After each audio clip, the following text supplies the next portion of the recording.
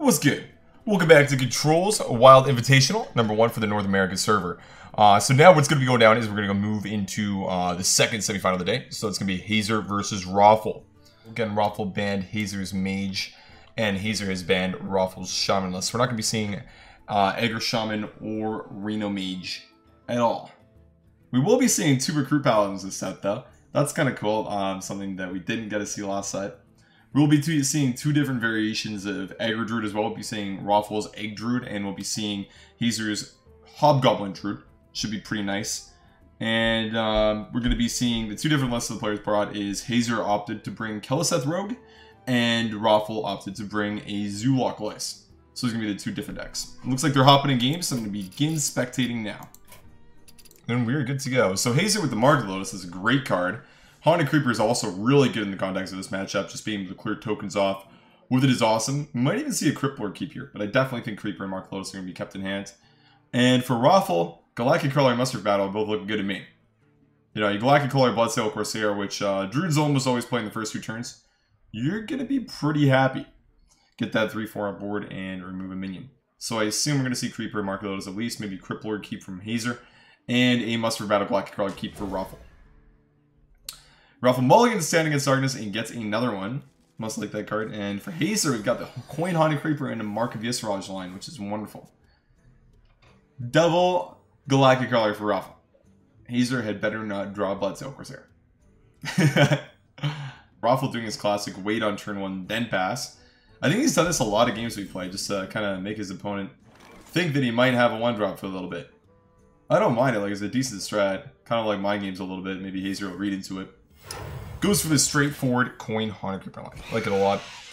If he had another 1-drop, I actually think Living Roots, Coin Living Roots into a 1-drop plus Mark of Lotus would have been insane too. Could have done that.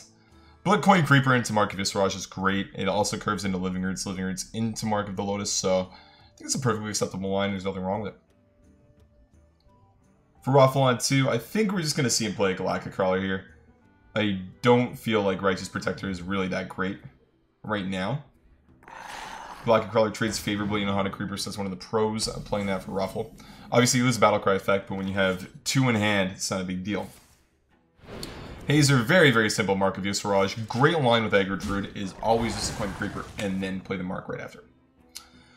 The Sunkeeper Terrain pickup for Roffle is huge here. That's probably the best card in his deck. And it works really well with the card on the far left, Stand Against Darkness, just being able to play this on turn 5. You can consider this kind of like a living mana. Especially when it plays into Stand Against, when you could use it into Sunkeeper Terrain. Just because it's pretty tough to deal with 5 token minions. The same way the living mana is. Obviously 2/2s are a little bit better than 1/1s, but still pressure. So Roffle's thinking about the Muster for battle. He may just want to play Righteous Protector plus Galactic Crawler instead. I find it quite hard to pass up the Muster though. You know, Muster for battle on curve is just one of the best tempo plays possible. You get 3 1/1s that are all tough to deal with because they're spread out, and a 1/4 weapon. It's honestly just a crazy card. Into this exact board state, it's not really that great, but it's still better than anything else that Roffle can do. Pulling the Galactic making him to swing later on in the game as well. Crypt Lord is not terrible. It trades really well into all of the minions that Roffle can play. I do like this line though, where he's going to pop the Creeper and play 1 Mark of the Lotus, just develop 6 2/2s. It's quite good. Next turn we can actually do is just go Crypt Lord, Mark of the Lotus. So spread a lot more, get very far ahead on board, and tell Roffle, hey, you don't have a Consecration in your deck, what are you going to do now? So one of the cool things you could do when tournaments are open deck lists like this one, is Hazer could just say, you know, I've seen your deck list, I've studied your list, I know you don't run Consecration. So I can play into it on curve, and I know you're not going to have one, and there's nothing you can do about it. What would Uther do? Here, Roffle's going to be thinking, what exactly can I do to stop this onslaught of 2/2s? Because this is like turn 3 living mana, and an extra 2/2. So, I mean, he's just kind of lost right now, I think. You do a double 2-drop. They both trade favorably into both the 2/2s. Which path to choose? Again, I feel like Roffle's going to be a little bit lost for words when Hazer plays the second Mark of the Lotus next turn with Crypt Lord, most likely, depending on what he draws, but 6-3-3 is a little bit better than 6-2-2s. Gonna go for the Protector and the Mini-Bot there. Protector's not bad, heals him for a bit, and looks like he's going to be trading into one of the tokens. Nice, so he clears off the Spectral Spider there. Jeeves up the top. I believe, yeah, just going to see the Crippler and then the Mark of the Lotus. That is gross for Hazer. It's like the absolute best order for Aggro Druid here in the early game. Looking to spread a bunch with Living Roots and then just go ahead and use both of your Mark of the Lotuses. And yeah, Roffle going with the well played. Definitely as Steed, that's a great card, and would actually do a lot of work if you could play it on the mini-bot here. Fortunately, he's one turn off. We see Hazer with exactly 18 damage on board as well. He's got 15 from his 3 attack minions, 2 from the Crypt Lord, and 1 from the Airpar. It's going to be 18 and exact Wakeful here for him. Well played. It'll be a quick game one for Hazer with a beautiful draw from the Aggro Druid and just really a showcase of the deck's power. It's going to jam everything face here, and I will update it so it no longer says Slizzle and Odd Dragon, but rather Roffle and Hazer. Okay, not bad. Decent to start. So Hazer still has to win with his Recruit Paladin and his Helisethro. See which list he chooses to queue up next. I want to see like a Recruit Paladin mirror. Feel like Roffle's list would be a little bit better than mirror matchup just because he does have 2 Galactic Crawlers and only 1 Divine Favor, whereas Hazer opted to actually bring 2 Divine Favors and 1 Galactic. So we'll harm him a little bit in the mirror matchups, but you know, usually what those mirrors come down to is you can really 1, 2, 3 a little bit more consistently. Roffle's Spike Ridge Siege should be really good against both the Heliseth Rogue and Recruit Paladin though. It's one of his tech cards that he brought, just like another one of those anti-aggro techs that Roffle decided to go ahead and bring with him here to the Invitational. So he can stick around and be able to play that. As we saw last game, right? If he had 1 more Mana Crystal, Steed actually would have been really good and likely saved it. But the problem is getting that 1 extra Mana Crystal. Aggro Druid does not like to give you time to do that. We do get to see the Prince Arthas mirror matchup here for game 2, which is great. Hazer with Sunkeeper Terrain lost to juggle Lotheb on the play, and Roffle with a great curve here. Protector, Mini-Bot, and Muster, and Rallying Blade. That's beautiful. He might just full keep, to be honest. It's a good looking hand. Hazer is definitely going to keep Lost in the Jungle. You can actually even consider keeping Sunkeeper Terrain. It's a little bit greedy to keep, but it's probably the best card in the deck. Yeah. If you're even slightly ahead on turn 6, it's great. Again, in this matchup, all you really want to do is just fight super hard for board, so I don't think he will. He's going to look for a 1, 2, 3 curve, similar to what Roffle has in his hand right now. But if his hand was a little bit better and he's on the coin, like say, for Roffle, for example, if his Rallying Blade was Sunkeeper Terrain, I think keeping Sunkeeper Terrain would actually be good for him. Yeah, Hazer agrees, just goes and gets the Lost in the Jungle, and oh, he throws both back and gets negative check on Mini-Bot. That's great.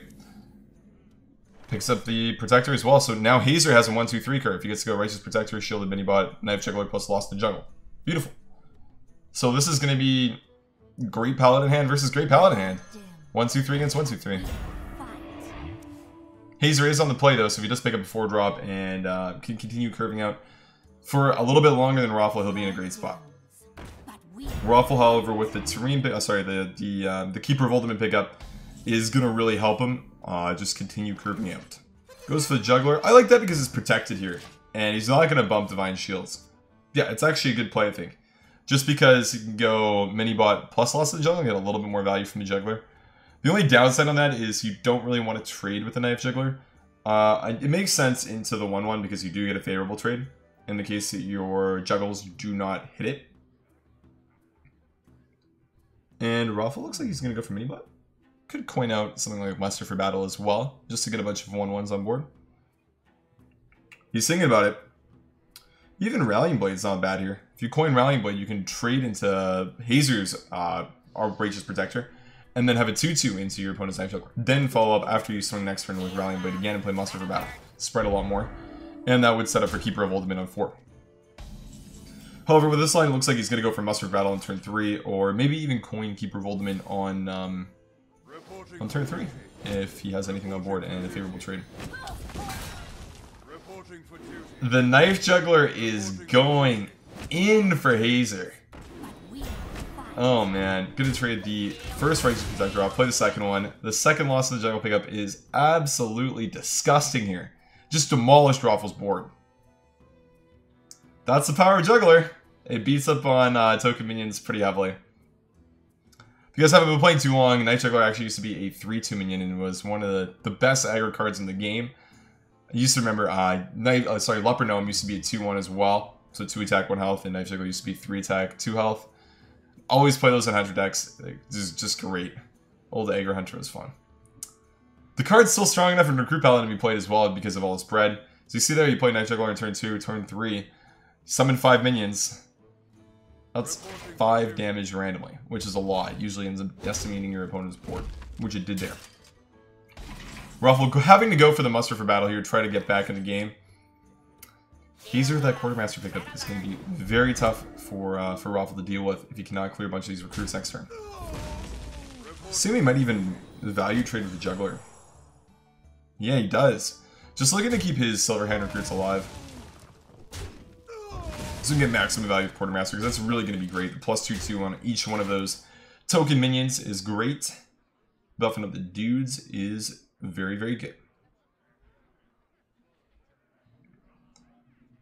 So Roffle can clear the Righteous Protector. Play Lost in the Jungle and keep Oldman one of them if he wants. I feel like the Divine Favor draw here is actually just really punishing him. It's kind of unfortunate too, because Roffle actually only runs 1, whereas Hazer runs 2 Divine Favors. So it's kind of unfortunate for him that he's actually drawn 1 in the mirror matchup. But that's the way Hearthstone goes. It's unlikely that he will compared to Hazer, but I mean, still it's just a 1 of, and drawing it in a Hearthstone game is somewhat likely. It's not out of the ballpark. Looks like he's going to go for Lost in the Jungle, Coin Keeper Voldemort here. Just try to fight for board, because it's exactly what you need to do in this matchup. And Roffle's just saying right now, please do not have Life Use Segadon or Quartermaster. You can rule out Life Use Segadon, because I think it was really good last turn. But the Quartermaster here is disgusting. Hazer could even consider just trading all the recruits off and playing Stand Against Darkness, but I think just playing Quartermaster here is a very powerful play. Getting +2/2 on 3 of your recruits, and getting a random juggle is quite good. Nope, looks like he's opting for the Stand Against Darkness line. Okay, bumping in. Looking to just get the juggles into as many of the minions as possible. 2 really good juggles so far. Perfect, perfect. Yeah, that's exactly the outcome that Hazer wanted there. That's actually a perfect outcome. 2-face, clearing the 3-1 Silverhand Recruit, clearing the 1-1 Silverhand Recruit, and bumping into the Keeper of Ultimate once so we can trade perfectly into it. That's ideal. Roffle picked up the Celsi Deckhand. I believe he still has patches, so that will come out. Divine Favor is a dead card at the moment because he has nothing in hand to use with it. And Hazer can trade into anything that he wants and deny Spike Ridge C next turn. This is almost impossible for Roffle to come back with. Because there's no Consecration in either of these players' decks, which I think is a good decision. Consecration is not a very good card in Recruit Paladin, in my opinion. Much better cards you can fit in the list. Little more tempo oriented and not situational. But the lack of those is going to be that Roffle is going to drop to 2 health here. And Hazer is likely going to pick up 5 health. He's going to trade the 1-1 player on the seed because he doesn't know that Roffle has 2 of those on the list. And Hazer is going to advance with a quick 2-0 lead here. Again, with the slow decks being banned, these sets are going to be quite fast. Roffle gifting the Spike Ridge Seed over to Hazer here, and then looking to bump himself down. Honorable Sudoku, taking himself out of that one. Moving on to game 3. We got Hazer with a quick 2-0 lead. Can Roffle bounce back, guys? He's going to have to 3-0 Hazer's Keleseth Rogue now. Which, don't get me wrong, is quite possible. I think that there's definitely a chance to do it. I think that Aggro Druid could do quite well against Keleseth Rogue. Roffle Zulok list could do well. It's pretty even matchup. And Recruit Paladin can do alright as well. It's going to be a matter of Hazer just kind of brick drawing 3 games in a row. If you can do that, Roffle does definitely have a shot. Goes and queues up the Druid first. Hopefully, Roffle can see an explosive Aggro Druid start, similar to the one Hazer had in game 1. Based on the hand, he does have it right now. Mark of the Lotus is great. Living Roots is great, and Firefly is awesome. Hazer's hand, though, not too great. Definitely going to look to toss away everything here, I think. Look for cards like Backstab, SI7 Agent, Prince Kalaseth. Cards like that, Soci Captain even. He's really just going to be looking for through 3 drops, I believe, in Backstab. That's really what you want. The 1 drops aren't actually that bad either, so stuff like Swashbuckler, Deckhand, Firefly, those are all good as well. On the coin, though, I really feel like when you're playing Kalaseth Rogue, 3 drops are great. If you can coin a 3 into the 3, you're usually going to be in a really good spot. And generally going to be able to, you know, use the tempo you get from those to seize a victory. Yep, so you see the full keep from Roffle and the, oh man, Hazer. Drawn into the Backstab SI and Soci Captain. That's exactly what he wants here. Roffle picking up the Dragon Egg is quite good though. It's a great card to play on the play when you're playing Egg Druid. Dragon Egg is one of those minions you can just buff up and get an insane amount of value from later on in the game. Later on as in turn 2 or 3, it's a very fast card. So what you can do with this is actually just strap on a single target buff, so Mark of the Wild or Mark of Yesraj. Make your Dragon Egg at 2/4 and value trade your opponent's minions with them. And just generate 2/1 tokens to really just synergize with your deck. I definitely like the respect Hazer's showing here to the Dragon Egg. If you can clear that, you definitely should. Again, just in high value. And I like the fact that Hazer didn't coin the dagger there. Just because he does have SI7 Agent in hand.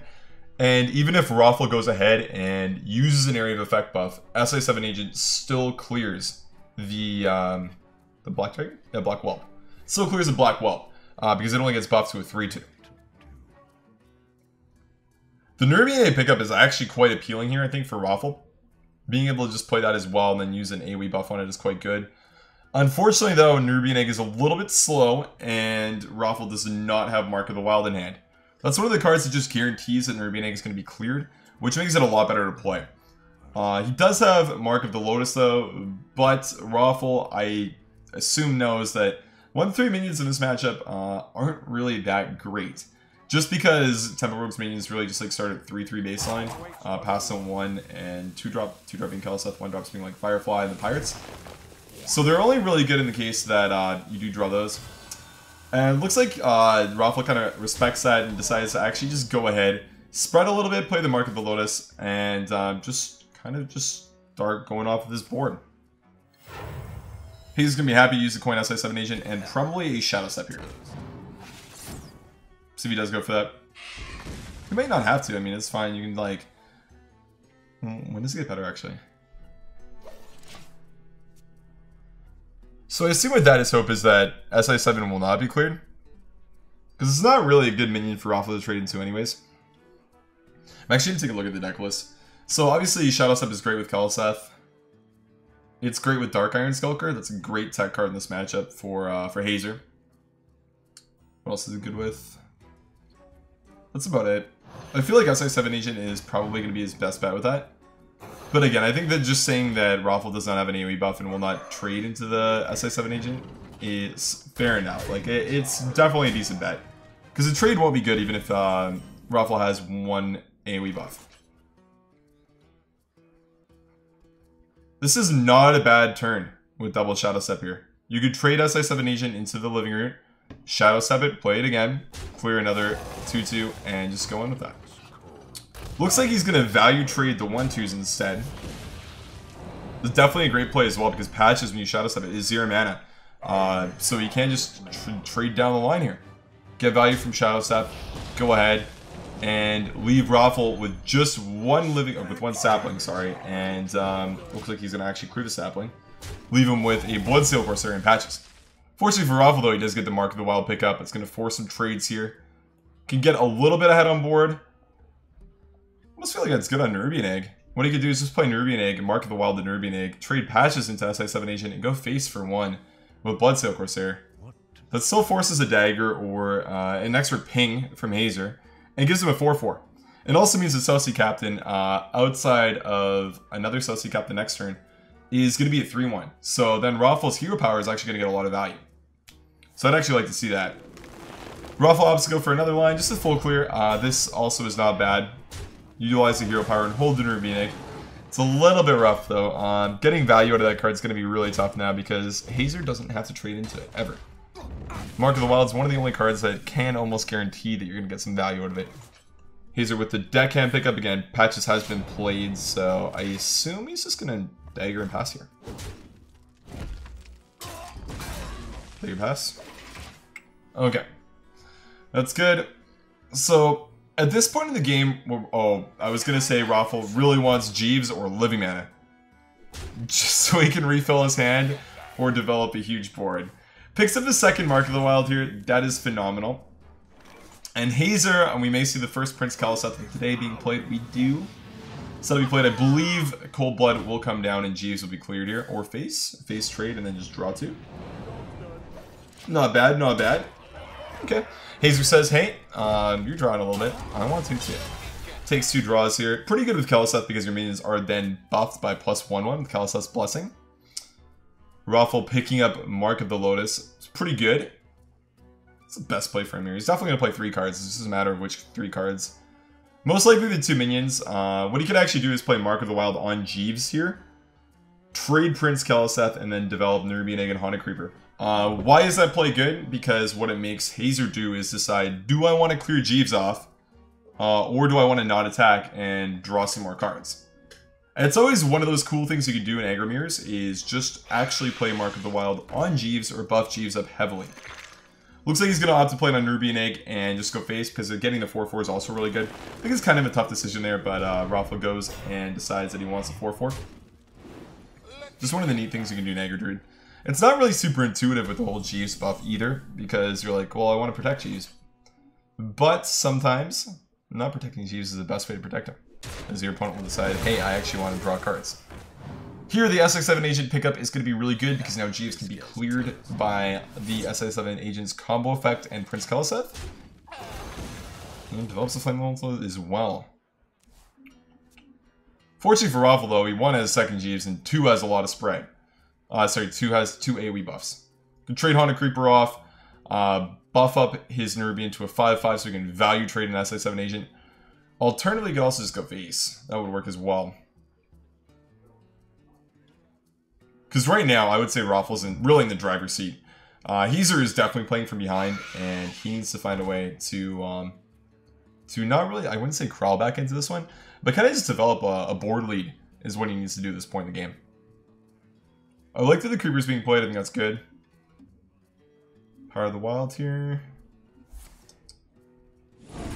Okay, and then the Mark. And I assume we're going to see 6 face. And, sorry, 7 face and a Hero Power into the Kaliseth. Nope, looks like Roffle's going to go for the value trades. This isn't bad because he does have sticking power. And I think with Jeeves, what his mindset is right now, that as long as he has Jeeves, what he can do is actually just stay on board. And because he does have Haunted Creepers and he has a 4/3. He has a Panther. So what you do is continue having a board lead and then get 4 cards next turn to win with. Preferably a Savage Roar. He's drawn 16 so far and has not seen one. So the odds of picking one of those up in the next 4 cards is actually quite high. So I believe that's the line he's playing for, what his mindset is right now. Like, I'm going to solidify my board lead with the Panther, the double Haunted Creeper. I'm going to be spreading enough that Savage Roar is going to win the game. I'm going to play Jeeves, whatever I draw off the top. And, you know, it's quite likely I'm going to get there. Either with the Savage Roar or, you know, developing a big wall behind one of the Crypt Lords I don't have yet. Or just refreshing my board state with Living Mana and continuously trading. Because he also has not drawn Living Mana yet. So I'd say Roffle's definitely in a great spot here. What the outcome is out of the Shredder will matter a little bit. Something like a Dirty Rat or a Cornered Sentry could give Hazer an extra turn. Something you might need to win. And I do like the Steady Shot pick up there. It's often not something you pick up when you play Aggro Druid. But, sorry, Egg Druid. But in a case like this, it's great where he's just getting there. Roffle decides, hey, Hazer did not spread far enough or pressure me hard enough. I can just go face and make him deal with my board. Picks up one of the Crypt Lords and a Savage Roar. Nice. Okay, so Roffle's in a great spot now. Gonna trade. Pop out the. Yeah. So basically, what Hazer needed there was this Cornered Sentry. Then he could trade into Jeeves, develop Karen and the Fireflies, and come back that way. Unfortunately, that was not the pan out. I actually like the lines from both players that came though. They're pretty good. Roffle definitely made some different decisions from what I would do when I was playing Egg Druid, but it ended up working out for him in the end. That's not saying they were necessarily wrong or anything, because I think he played really well. So that's great. Roffle starting to come back. And we get a set, guys. 2 more wins for Roffle, and he gets her to the finals. Hazer just needs 1 win with his Kalseth Rogue, though. Kind of intense. Kind of really intense, actually. Yeah, we'll hop in. I mean, look at Hazer's hand that game, too. That was really, really good, right? SI7 Agent, Backstab, Captain. Not that the Roffles is bad. I mean, the Dragon Egg on turn 1 was great, forcing the backstab. Everything like that. I think both players' panouts were quite good. Okay, Roffle is on the coin with Recruit Paladin, and Hazer is on the play with Kalseth Rogue. Believe Hazer just full capped. Yeah, that's a good hand. Roffle definitely will like Righteous Protector and most likely Rallying Blade. I fear that's about it. Yeah, Firefly on turn 1 is great because it does trade favorably into all the 1-drops Recruit Paladin has. So it trades with Righteous Protector. A 1/2 will trade with a 1/1 with Divine Shield. And it will trade into both of the 1/1 recruits that Roffle could play with Lost in the Jungle. So it's a great card to start with. SI7 Agent is just nice because of the combo. What Hazer could do, quite simply, is just play Firefly on 1, Dagger on 2. Hopefully to pick up another 3-drop on turn 3. And go sick like Flame Elemental plus SI7 Agent on 4. And then just save Dark Iron Skulker for the inevitable something like Stand Against Darkness, sorry, or a wide board of recruits. Just one of the best cards for this matchup. It's definitely tech for Recruit Paladin, and Agritrude is why Hazer's playing Dark Iron Skulker. So it's nice that he drew that tech card. It's quite favorable for him. See, Roffle can start with the Righteous Protector, coin Steward of Darkshire, and then go Muster for Battle right after. That's one of the best lines you could possibly have when you're playing Recruit Paladin, because it makes your Muster for Battle so hard to deal with. Recruits aren't that tough to deal with on their own, but when they have Divine Shield and you have to hit them twice, it's very tough. Yeah, and I mean, Steward of Darkshire is not bad, 3 mana 3/3. It's obviously not very good, right? But when it's hidden behind a Righteous Protector, it's quite good. Azure Drake Kid. It's not going to help it's not going to help Hazer deal with the Steward of Darkshire at all. It's really going to be what the key is here, I think, as far as Hazer winning this game goes, is just dealing with that. I hope we get to see the Coin Darkshire. Coin Muster is quite appealing here, but I feel like Roffle has time to go for Coin Steward of Darkshire. Goes ahead and just plays Muster. So one thing with this too is you can hold Steward of Darkshire for later on in the game. You don't have to rush it like that. And that's the kind of line Roffle's looking to go for here. Wants to pick up something like Lost in the Jungle later on, just so you can get 2 1/1 recruits, or even like Celsi Deckhand, right? Because when you pull the deck, you play Deckhand and then you pull patches out of the deck, both get Divine Shield and have charge as well, which is quite good. So I don't mind the fact that he's holding it. And Hazer's just gonna swing and dagger up again. Quartermaster is quite good here as well. Might just see like a Hero Power Righteous Protector turn from Roffle. Minions are quite tough to deal with, just the recruits in general are hard. He knows that Hazer doesn't run Fan of Knives. He has not seen Pirate from Hazer yet, so that'll be a big swing. See what the decision is here. He could play Minibot over a recruit here with the Hero Power. I believe that's the decision. Weaving the Hero Power, though, is quite good, though, for Roffle. Just a matter of if he thinks the tempo that he gets from the Minibot is more worthwhile than the potential value he could get from a Silverhand recruit here with Quartermaster in hand. Definitely think the Protector comes down. Definitely agree with that. And he opts to go for the Minibot. So that plays around the one card that will beat him, I guess in this case, which is just a Dark Iron Skulker. It's really what he should be afraid of. The Deckhand plus SI7 Agent turn is looking to come down right now. So Hazer can clear a lot here, actually. So Weapon Sinks can actually swing with the dagger first. Can play SI7 Agent and trade into the shielded Minibot, if he so chooses. He may just value to clear recruits, which often is better than regular minions in the list. So he might just like trade the Deckhand into a 1/1 recruit and play SI7 Agent into it to respect Segadon. Ops Natsu says, hey, you only have 2 1/1 recruits. Segadon's not even really that good right now. I am not going to respect it. The Rallying Blade pickup here for Roffle is quite good. Being able to use that, just clear SI7 Agent and then set up another swing for the next turn is quite good. Weapons and Hearthstone are very good because you invest mana into them in one turn, and then you get value from them for free the following turn if they have 2 durability, 3, they have 3, etc., etc. Basically, the weapons just do a lot. Here we see a simple Azure Drake. You don't want to play two Dark Iron Skulker yet. It can get a lot better, and the Shadow Step there is absolutely insane. Being able to Shadow Step Skulker after Hazer plays it is going to be one of the keys to victory here. Believe we're just going to see Stand Against Darkness and trade into the Azure Drake here for Roffle. And he's not going to be too happy to see what Hazer's answer is to that.